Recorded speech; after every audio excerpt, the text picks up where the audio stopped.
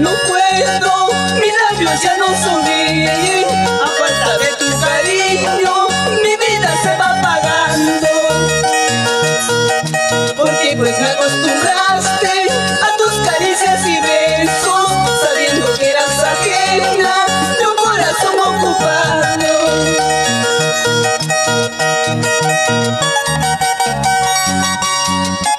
Estoy sufriendo por tu amor, un amor prohibido, un amor no merecido. Este sufrimiento está consumiendo mi vida.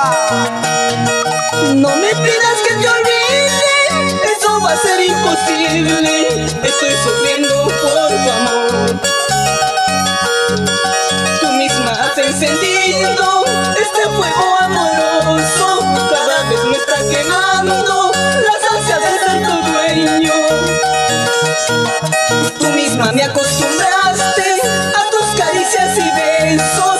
¿Cómo quieres que te olvide si eres todo lo que tengo? Tengo los ojos nublados de tanto llorar, el corazón destrozado de tanto sufrir. ¿Para qué me acostumbraste a tu gran amor, sabiendo que eras ajena, prohibido amor? Así se goza,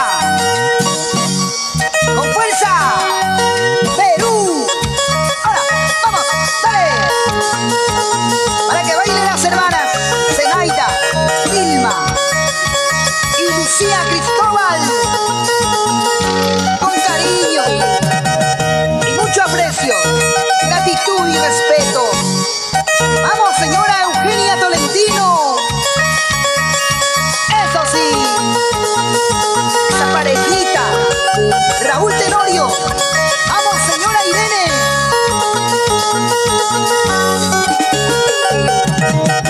Una más, Tomás Gutiérrez, Marcelina Peleiza. Qué bonita pareja, gozando, bailando, brindando. ¡Hey! Ahora, dale.